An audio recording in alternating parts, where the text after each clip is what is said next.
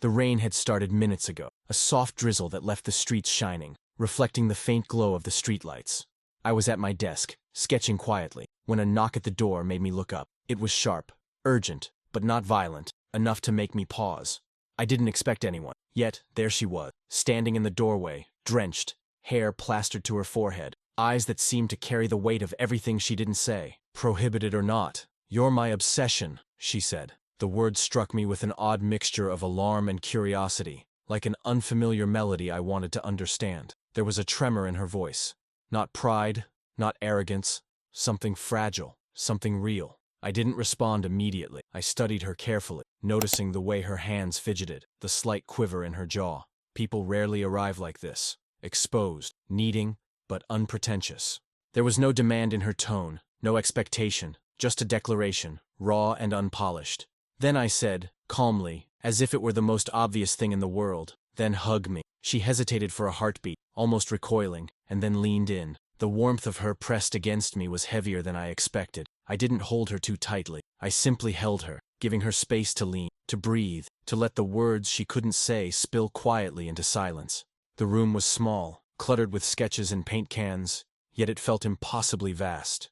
We stayed like that for a long moment. I felt the tension in her shoulders slowly release, a subtle surrender that spoke more than any explanation could. She whispered something under her breath, almost inaudible. I tilted my head slightly, offering the smallest invitation to speak, but she only rested her forehead against mine. Eventually, she pulled back, eyes meeting mine, searching. I said nothing, because words weren't necessary. I offered her a towel, hot tea, the simple steadiness of a place where she didn't have to perform or pretend. She accepted the tea, fingers brushing mine. There was an odd, electric quiet in that touch, an acknowledgement that something unspoken had begun. She sat across from me, cup in hand, watching the steam rise. I returned to my sketches, but I felt her gaze, not pressing, just present. I caught her looking at the lines on the page, noticing the small imperfections, the care in each stroke. Perhaps she saw a reflection of herself there, tentative but deliberate. Hours passed, though it felt like minutes. She spoke sparingly, about things that mattered little,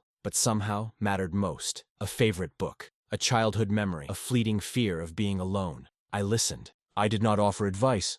I offered the quiet conviction that someone would hear, that she would not need to justify or fight to exist.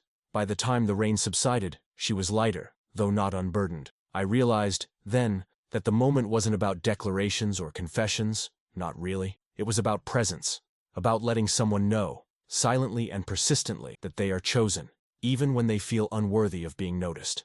As she left, stepping into the damp night, she paused and looked back. Her eyes held a question I did not answer with words. I simply nodded. It was enough, and in that nod, something began. The next morning, I didn't expect her to come back. The world outside my studio was still damp, the streets slick with last night's rain, and the air carried that fresh, earthy smell I always associate with quiet beginnings. And yet, there she was, standing in the doorway again, not with urgency this time, but with something gentler, hesitant, like a bird unsure whether it could trust the branch. She didn't speak at first. I gestured toward the chair by the window, the one where the sunlight, though weak, spilled unevenly across the floor. She sat down slowly, hands clasped in her lap. I kept my distance, resuming the sketches I had left unfinished, but aware of her presence more acutely than I had any right to be. It wasn't curiosity, it was attention, deliberate, careful. She exhaled audibly, almost a sigh, though it carried more than relief. There was tension coiled in her, the kind that didn't announce itself with drama, but lingered in the spaces between words, in the brief avoidance of eye contact, in the trembling of fingers that barely touched the rim of her cup. She looked at me once, then back at the window, as though the rain outside held answers that I could not provide. "You stayed," she finally said, voice soft, more statement than question. "I did," I answered simply, without elaboration. That was enough. I didn't need to promise more than the truth, my presence. She studied me then, as if measuring whether I could be trusted to remain silent, to remain steadfast without demanding confession or reciprocation. I kept my gaze steady, letting her see that she could relax without pressure. A subtle shift occurred in her posture, shoulders unclenched, fingers uncurled, and for the first time, a small, almost imperceptible smile tugged at the corners of her mouth. We didn't speak for a while after that. I worked on my sketches, aware of her quiet breathing. She read from a book she had brought, though she didn't look up, and I didn't ask questions. The act of being side by side, without intrusion, was a conversation of its own. There was comfort in shared silence, a rhythm unspoken but understood. Later, she mentioned her family in passing, not as complaint, but matter-of-factly, how expectations weighed on her, how she often felt unseen or unheard. I didn't offer solutions. I offered only acknowledgement, the kind that doesn't require eloquence, only attention. She leaned back, letting herself exhale, a small surrender of the weight she carried. No words necessary. When the tea went cold, she didn't push for more. She simply smiled faintly, brushing a strand of damp hair behind her ear, and I noticed for the first time the fatigue in her eyes that was always carefully masked by effort. I said nothing, because she didn't need commentary. She needed recognition. By mid-afternoon, the rain had stopped, leaving behind a city washed clean but still quiet. She stood, preparing to leave, hesitating as if unsure whether she wanted to go. I offered her the same calm assurance I had offered before, a nod, steady and certain. She caught it and smiled, a little wider this time, before stepping back into the soft light of the day. And in that quiet, in the absence of words, I understood that something subtle and irrevocable had begun to take shape between us. She arrived that morning with a quiet knock, carrying a small bag and a tentative expression. Rain had returned overnight, softening the city streets once more, but this time her steps seemed lighter, as if the previous day's tension had not entirely lifted, but had loosened just enough to allow movement. I gestured toward the chair by the window, and she sat without asking, her fingers brushing the edge of the seat as though it were a fragile promise. We didn't speak immediately. I returned to my sketches, pencils scratching softly across paper, the familiar rhythm steady and grounding. She watched me for a while, eyes flitting between the lines I drew and the muted light spilling through the window. I noticed the way her lips pressed together, a quiet restraint that suggested thoughtfulness, almost hesitation, and I didn't push. Presence, I thought, was more persuasive than words at times. After a while, she spoke. "Do you always work like this?" Her voice was soft, tinged with curiosity, more observational than conversational. I glanced at her without stopping my strokes. "Always," I said. "Not for everyone." Her laugh was small, uncertain, but it carried a note of relief. She leaned back, eyes tracing the shapes of the ceiling, the edges of the walls, finding calm in the details most people overlooked. There was something delicate about her attention, how she noticed the smallest shifts, the way light bent across my paper, the faint scent of graphite and old wood in the air, the rhythm of my pen on the page. Minutes stretched comfortably. She spoke occasionally of trivial things, a book she was reading, a song she had remembered, a fleeting memory from her apartment. But even in those small mentions, there was something deeper, a confession that her world was often heavy, that it demanded more than she wanted to give, that she sometimes feared being forgotten. I didn't respond with advice, reassurance, or judgment. I simply existed beside her, silently affirming that she didn't have to shoulder everything alone. Later, I suggested a walk. The rain had slowed to a mist, soft enough to carry the city's smell of damp stone and wet leaves. She hesitated at first, then nodded, allowing herself to be led gently. We moved through quiet streets, our steps falling into an unspoken rhythm. Occasionally, she glanced at me, her expression open yet wary, as if measuring my constancy without expecting it to fail her. I matched her pace, careful not to rush, careful to remain solid and calm. By the time we returned to the studio, she seemed lighter, though not entirely unburdened. There was a subtle shift in her posture, a confidence that had been missing the day before. She didn't articulate it, but I saw it in the way she held her head, the way she lingered at the doorway before leaving, hesitant to step back into the ordinary weight of her world. I simply offered a nod, steady, unwavering. She caught it, smiled faintly, and left, footsteps quiet but certain. Even as the door closed, I felt the thread between us strengthen. Something was forming, gentle and deliberate, unspoken but undeniable. It wasn't love yet, not in its conventional form, but it was the beginning of recognition, an understanding that someone could be chosen, quietly, without fanfare, and that such choosing could alter everything. We left the studio together that afternoon, stepping into streets washed clean by the morning drizzle. The city moved around us, indifferent and busy, but in the small bubble we formed, the noise felt distant. Haley walked slightly ahead, glancing around with that mixture of caution and curiosity I had come to notice. I didn't rush her pace, matching my steps to hers, letting her lead while remaining the quiet, steady presence she seemed to rely on without fully admitting. She pointed at a small outdoor market tucked into a side street, and for the first time I saw her face light up with something close to delight. She wandered among the stalls, touching fabrics, examining hand-painted signs, murmuring brief comments to herself that I caught in half-heard fragments. I stayed nearby, letting her explore, silently noting the small ways she moved, the fleeting expressions that hinted at her inner life. It wasn't my place to direct, only to accompany. At one point, she paused at a stall of old books. She held a worn volume in her hands, tracing the cover with her fingers, and said softly, almost to herself, "I've never noticed things like this before." Her words weren't a complaint, they were a revelation. I didn't answer immediately. Instead, I walked closer and crouched slightly to see the book better. "Some things need someone to notice them," I said quietly. She looked up, startled slightly, then smiled faintly, a mixture of embarrassment and gratitude. We moved on, wandering the market with no particular purpose. The small exchanges between us, the shared observation of a curious sculpture, a mutual chuckle at a misbehaving bird, built a rhythm that didn't need words to validate. I noticed how her tension eased in these moments, the stiffness of her shoulders relaxing, the tightness around her jaw loosening. For the first time in a long while,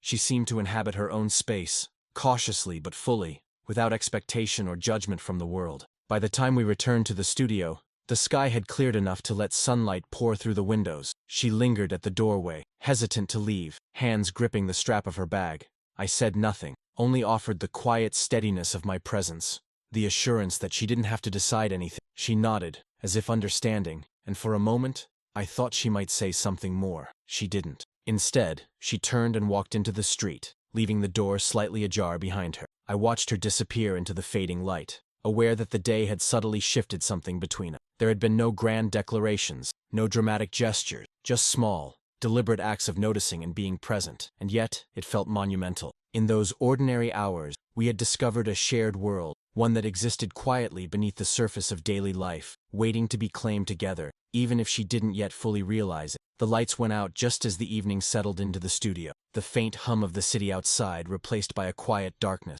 I moved slowly to the cabinet and found a set of candles, placing them carefully on the table and around the room. When I struck a match, the first flicker of flame illuminated Haley's face, and I saw her inhale sharply, surprised, almost vulnerable. The shadows shifted across the walls, making the room feel both intimate and expansive, a private space where words could carry weight without noise. She watched me silently, her hands folded in her lap. The flickering light danced across her eyes, revealing tension I had only glimpsed before, tightly controlled yet unmistakable. I sat opposite her, offering neither judgment nor advice, only the stability of presence.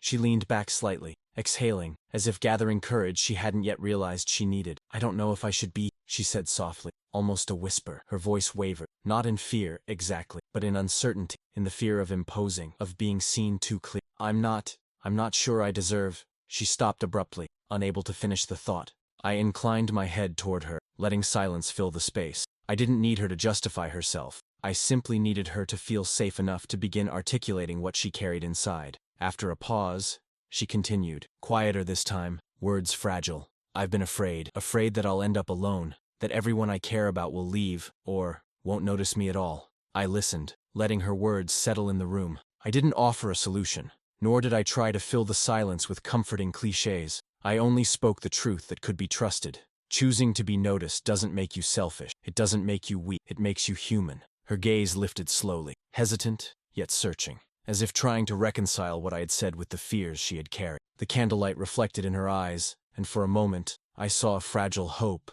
a recognition that someone might remain steady without asking for repayment or explanation. The intensity of her vulnerability struck me, not in a way that demanded action, but in a way that deepened the quiet bond forming between us. Minutes passed, though the room felt suspended in time. We shared no other words, only presence and breath, the occasional flicker of flame marking a passage neither of us tried to measure. Eventually, she relaxed slightly, leaning back in her chair, the tension in her shoulders softening. I felt a small shift in her posture, a subtle acknowledgement that perhaps she could allow herself to be supported without losing agency, without needing to perform strength she didn't yet feel. When she finally rose to leave, the candlelight cast soft shadows across her features, and she paused at the doorway. Our eyes met, and I nodded quietly, an unspoken promise of steadiness. She nodded in return, lips curving faintly, before stepping into the night that had softened with mist and promise. The morning arrived with a pale, hesitant light that filtered, softening the edges of the studio. Haley appeared as usual, but there was a difference today, a quiet deliberateness in her steps, a restraint in her movements that hinted she had made a decision, though what it was remained unspoken. She carried herself with cautious calm, yet there was a tension in her shoulders, a vigilance I recognized as the weight of prior habit, the instinct to brace against disappointment. I greeted her with a nod, then returned to my sketches. I could feel her presence more than I saw it, a subtle awareness that hovered in the room without demanding attention. She settled into the chair by the window, her fingers curling around the edge, knuckles pale. I didn't ask questions. I didn't prod. Choosing to remain beside her without expectation was the only invitation I intended to offer. Minutes passed, the quiet stretching like a tangible thing between us. Then she spoke, hesitantly. I started changing a few things. Her eyes dropped to her lap, fidgeting with the strap of her bag. Not much. Just small routines. I wanted to see if I could make space for something else, for someone else. I looked up, steady and calm. You don't have to justify that, I said. Change isn't proof of anything but your willingness to see yourself differently. And that's enough. A small smile formed at the corners of her lips, hesitant yet genuine. She tilted her head, studying me as though trying to weigh my words against the internal hesitations she carried. Then, without waiting for further affirmation, she relaxed slightly, letting her body soften. The rigidity of her habitual vigilance seemed to yield, however subtly, to the assurance of steady presence. We spent the day together, in ways ordinary yet quietly intimate. Cooking became a shared rhythm, chopping vegetables, the sound of knives on the counter, laughter at small mistakes, the scent of food blending with the faint aroma of paint and paper. I noticed how she lingered in these moments, not out of obligation, but out of curiosity and a quiet desire to participate. Her world seemed to expand slightly to include the rhythms I inhabited, without insisting on dominance or performance. Even the simplest gestures took on significance. The brush of her fingers as she passed me the knife, the tilt of her head while listening to the soft hum of music from the speakers, the ease with which she laughed at small absurdity. These were acts of choosing and being chosen, unspoken yet unmistakable. As the day waned and the sunlight dipped low, she paused by the doorway. She didn't speak, but her glance held something more than observation. It held acknowledgement, a quiet recognition of trust, and perhaps, for the first time, a willingness to be steady in a world that had often demanded too much. I nodded, as I had many times before, and she stepped out, carrying the gentle weight of her choice with her. That afternoon, the quiet of the studio was interrupted by the sharp ring of my... I hesitated before answering, knowing it might be her. Sure enough, it was her voice, hesitant, slightly strained, carrying a tension I hadn't heard before. Someone from her past, someone demanding answers she wasn't ready to give, had contacted her. I listened carefully, offering neither interruption nor judgment, only the steady presence of someone who could remain calm when the world pressed too hard. She arrived at the studio minutes later, rain lightly streaking her hair and cheeks, and I could feel the edge of her panic before she even spoke. She stepped inside, and the door closed behind her, cutting her off from the intrusion of outside expectations. She didn't ask for advice, her posture sought reassurance. I didn't move to solve her problem. I simply remained, a quiet anchor in a storm she didn't need me to navigate, only to wait. I don't want to deal with it, she admitted, voice barely above a whisper. I don't want to explain myself again, to anyone. I just want to be left alone. I nodded, keeping my tone neutral, calm, unpressured. Then that's what we'll do. You don't have to explain. You don't have to justify. She sank into the chair, fingers gripping the edges, a mixture of relief and lingering tension in her shoulders. I made tea, moving with deliberate slowness, letting her know she wasn't alone, even if she didn't ask for comfort outright. The quiet rhythm of boiling water, the soft clink of the cup, the faint scent of brewed leaves.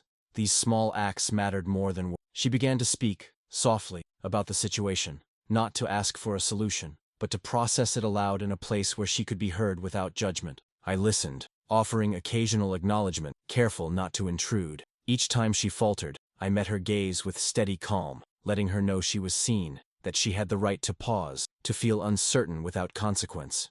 The hours passed in shared silence between explanations and small gestures. She laughed quietly at an offhand comment I made about a sketch, the tension in her shoulders loosening fractionally with each breath. I noticed the tiny shifts, the relaxed grip on her mug, the way she tilted her head when she smiled, the small inhale before she spoke again. Each moment was a step toward reclaiming her space, her agency. By the time she left, the rain had eased, leaving the streets wet and reflective. She paused at the doorway, glance flicking toward me as though measuring whether the world outside could still hurt her if I remained. I nodded, simple and firm, and she stepped out into the mist, carrying with her the subtle assurance that someone would remain, quietly, without insistence, no matter what storms arrived. We met that evening in the studio, the city outside dimming into a soft blur of streetlights and distant traffic. Haley arrived carrying her quiet hesitance, as though each step toward me required calculation and courage. She didn't speak immediately. Instead, she lingered near the doorway, eyes scanning the room as if assessing whether it could hold her without judgment.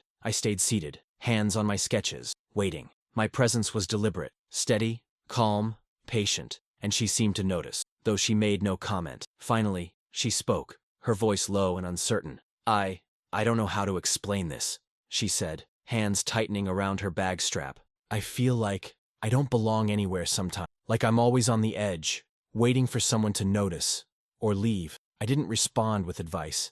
I didn't try to solve anything. I simply looked at her, letting her know she could exist as she was, in full weight, in full uncertainty, and still be chosen. "You're not alone," I said quietly, "and you're not invisible here." Her gaze flickered upward, meeting mine. Something shifted in the way she inhaled, a slow, subtle recognition that she could let someone see her without losing control. We sat in silence for a long moment, the room filled with the faint scent of paint and paper, the quiet hum of the city far away. In that pause, there was more communication than any words could convey. Trust, acknowledgement, understanding. We moved to the window, watching the streetlights reflect on wet pavement. She leaned slightly toward me, though still careful, maintaining a protective distance. I didn't step closer. My role was not to cross her boundaries, but to offer a steady presence, the kind that allowed someone to lower theirs at their own pace. She spoke in fragments, small admissions, fleeting fears, the pressure of expectations, the relief of simply being able to share without interruption. I responded with gentle attentiveness, affirming her voice with quiet gestures, a nod, a tilt of the head, the occasional soft, "I understand." The connection between us became tangible in the subtle moments. The way she finally exhaled fully, the relaxed posture she allowed herself to adopt, the small smiles that escaped when she thought I wasn't noticing. Words mattered less than the shared space we created, a space where she could exist fully without performance, without fear of sudden judgment or abandonment. When it was time to leave, she lingered by the doorway, hesitant but less guarded than before. I met her gaze with calm certainty. She nodded faintly, a quiet acknowledgement of the unspoken understanding between us, and stepped into the soft night. In her leaving, there was no finality, only a recognition that something profound, unarticulated, and irrevocable had begun. The day arrived soft and unassuming, sunlight slipping through the blinds in gentle, uneven strips.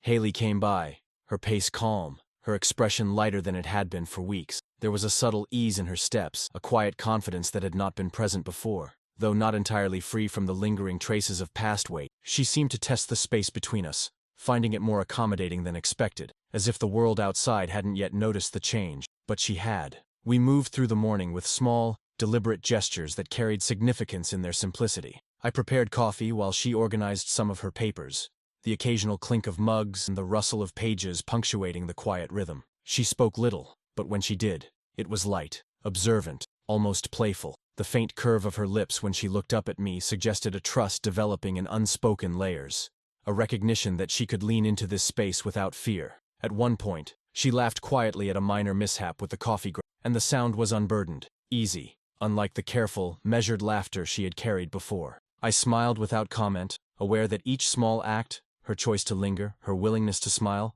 was a declaration in itself, a soft proof that she could allow herself to exist fully without constant self-judgment. We shared silence as well, the comfortable kind that requires no explanation. She leaned back in her chair, hands resting loosely on her lap. The tension in her shoulders melted just enough to reveal the quiet relief of a world momentarily at rest. I continued my sketches, glancing occasionally toward her, appreciating the subtle shift. A woman choosing to exist in her own light, in a space she had not always believed she could occupy. Later, we stepped outside, walking the familiar streets. The city felt calmer, more forgiving, the air carrying the faint scent of rain from previous days. She moved beside me with a quiet confidence, eyes catching the soft reflections in puddles, the movement of leaves in the breeze. Occasionally, she glanced at me, her expression unguarded, untested, as though finally certain that this presence, steady, patient, unintrusive, was unwavering. By the time we returned to the studio, the light had softened, casting long, warm shadows. She paused at the doorway, not with hesitation this time, but with a gentle acknowledgement of the day's weight lifted. She smiled faintly, a small yet profound gesture of trust, and stepped into the quiet. I remained, aware that in this subtle lightness, something essential had shifted. The tentative threads between us had begun to weave a durable, unspoken connection. The afternoon sunlight fell through the studio windows, warm and gentle, washing the room in muted gold. Haley arrived with a quiet, deliberate ease, her expression carrying the calm confidence that had been gradually growing over the past days. She lingered at the doorway, her eyes meeting mine, holding a silent question. Words. I nodded, steady and unwavering, the kind of affirmation that doesn't demand anything but signals constancy. She stepped inside, removing her coat and letting it fall over a chair. The air between us was easy, yet charged with subtle recognition, a shared awareness that something had begun, delicate and unspoken, yet undeniable. We moved through the afternoon in small, deliberate acts of companionship, brewing tea, exchanging faint smiles, noticing the details in each other's movement. Each gesture, however ordinary, carried weight, a reinforcement of trust and acknowledgement that words alone could not convey. We spoke lightly of trivial things, a new book she had glanced at, the soft music drifting from a distant street, the way sunlight fractured across a puddle outside. But beneath these simple conversations lay deeper currents, unspoken yet palpable. Each glance, each pause, each quiet laugh was a layer of connection being woven. She was no longer merely present, she was choosing to inhabit the space beside me, and I honored that choice with deliberate calm. At one point, she sank into the chair by the window, looking out at the city as though seeing it for the first time. I remained nearby, sketching quietly, but attentive to the subtle shifts in her expression. Her shoulders relaxed fully, her hands unclenching, and a faint smile curved her lips. It was a smile not offered to charm or to seek reassurance, but a simple acknowledgement that she could exist here, fully, without pretense, without fear of being overlooked. When the sun dipped lower, painting long shadows across the floor, she leaned back slightly, resting against the chair, and whispered softly, "I think I'm finally where I'm supposed to be." I didn't respond with, I merely extended my hand, which she took with a gentle firmness, a quiet contract of presence and choice. In that simple act, the gravity of everything that had unfolded over these days settled into a subtle permanence. She rose to leave, pausing at the doorway, and our eyes met one last time in a quiet affirmation. There were no declarations, no promises sealed with. There was only the recognition that something important had begun, an understanding that our connection, born of patience, presence, and careful choice, would continue to grow, unspoken, yet profound. She stepped into the fading light, and I remained, aware that this moment, this quiet beginning, had altered the contours of both our worlds forever.